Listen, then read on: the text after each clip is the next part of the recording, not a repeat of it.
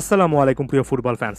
English ফুটবলে প্রায় সারাটা বছর জুড়ে ম্যানচেস্টারের আকাশটা নীল থাকলেও এদিন অন্তত লাল থাকলো এবং এর মাধ্যমে এফএ কাপের ফাইনালে ম্যানচেস্টার সিটিকে 2-1 গোলে পরাজিত করে একেবারে আনএক্সপেক্টেডলি অপ্রত্যাশিতভাবে ম্যানচেস্টার ইউনাইটেড একটা ট্রফি পেয়েছে এবং একেবারে গুরুত্বপূর্ণ মোমেন্টে যখন সিজনটা ট্রফিলেস ভাবে শেষ হচ্ছিল তখন এরিক টেন হাগের শিষ্যরা ফাইনাল ম্যাচে এসে বাজিমাত করেছে এবং এই জায়গা থেকে আসলেই বলতে হয় ম্যানচেস্টার ইউনাইটেডের ক্ষেত্রে গত বছরও দেখেছি এবছরটায় দেখছি যখন একটা সিজন প্রায় পুরোপুরি ব্যর্থ, যখন একটা সিজনে ফ্যানদের জন্য চিয়ার করার মতো কোনো অপশন খুঁজে পাওয়া যাচ্ছে না, তখনই ম্যানচেস্টার ইউনাইটেড এমন একটা ট্রফি জিতবে, এমন একটা ম্যাচে ভালো খেলবে যে আগামী সিজনকে কেন্দ্র করে ফ্যানদের আরও একবার আশা ভরসা অনেকটুকু বেড়ে যাবে।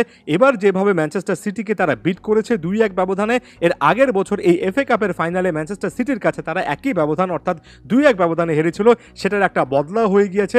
একই সঙ্গে ওই যে আশার কথা বললাম সেটা আরও একবার নতুন করে কিন্তু দেখা যাচ্ছে।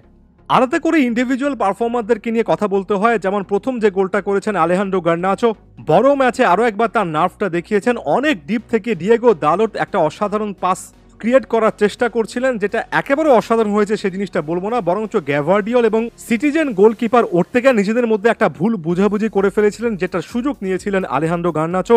গার্নাচোর ক্ষেত্রে আমি একটা কথা প্রায় সময় বলি, এর আগের সর্বশেষ গার্নাচোকে কেন্দ্র করে ভিডিওতে বলেছি, গার্নাচোকে অনেক সময় আপনার ওভাররেটেড বলে মনে হতে পারে, তবে তারপরও গার্নাচোকে এত বেশি করে প্রমোট করার, এমনকি ম্যানচেস্টার ইউনাইটেডের এই সিজনের সবচেয়ে বেস্ট পারফরম্যান্স হিসেবে যে goal.com-এর মতো সাইটও অ্যাকনোলেজ করছে, এর পেছনে একটা বড় কারণ গার্নাচো বড় অকেশনে জ্বলে ওঠেন এবং যে সময়টাতে তিনি সত্যিই করতে জ্বলে ওঠেন সেই সময়টাতে তিনি ম্যাচ বের করে আনতে পারেন, ম্যাচ উইনিং পারফরমেন্স দিতে পারেন।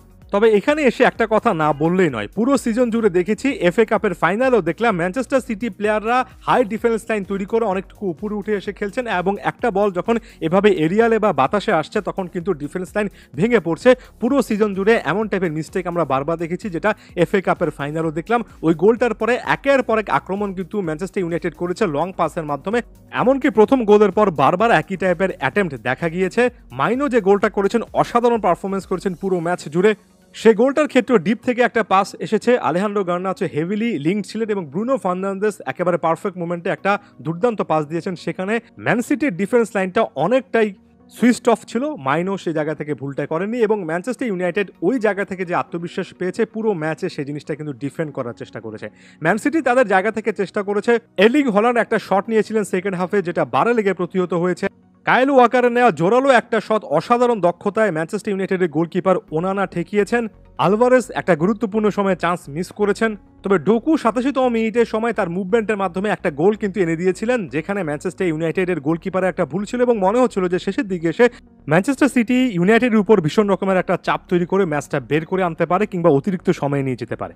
তবে এই ক্ষেত্রে ম্যানচেস্টার ইউনাইটেডের ডিফেন্স লাইনের প্রশংসা করতে হবে আলাদা করে। পেপ গার্দিওলা তো পরবর্তী সময়ে লিজান্দ্রো মার্টিনেজের প্রশংসা করেছেন, বলেছেন যে লিজান্দ্রো এই মুহূর্তে বিশ্বের সেরা 5 জন সেন্টার ব্যাকের একজন, ম্যাচটাতে সেই পার্থক্য তৈরি করে দিয়েছে, একের পর এক বল আমাদের ডিফেন্স লাইনের ফাঁকফোকরে পাঠিয়ে, অর্থাৎ লিজান্দ্রো মার্টিনেজ যে পরিমাণ ডিফেন্সিভ ডিসপ্লে দিয়েছেন, এর্লিং হল্যান্ডকে যেভাবে আটকেছেন, এর পাশাপাশি তার অনেকগুলো বল ফাইনাল থার্ডে গিয়েছে, অন্তত 3-4টা বল ফাইনাল থার্ডে প্রতিপক্ষের ডিফেন্স লাইন ভাঙার ক্ষেত্রে বড় ভূমিকা পালন করলেন। এক কথায় বলা চলে যে লিজান্দ্রোর পারফরমেন্সটা যতক্ষণ মাঠে ছিলেন অসাধারণ ছিল।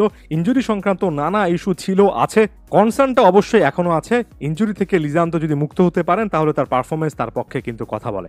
যাওয়ার আগে একটা কথাই বলবো, সবকিছুই পজিটিভ লাগছে, তবে একটা জিনিস আমি ব্যক্তিগতভাবে মনে করি, আমার সঙ্গে অনেকে একমত প্রকাশ না করতে পারেন, সেটা হচ্ছে এই টাইপের ট্রফিগুলো জয় করার পরে কোচ এরিক টেন হাগ যেভাবে রিয়াক্ট করেন। যেমন ম্যাচ পরবর্তী সময় বলেছেন যে 2 বছরে 2টা ট্রফি জিতেছি, 3টা ফাইনাল খেলেছি, আমার কাছে মনে হয় ম্যানচেস্টার ইউনাইটেডে আমি ভালো করছি, তারা যদি আমাকে রাখতে না চায় তাহলে আমি অন্য ক্লাবে যাব, সেখানে ট্রফি জয় করব।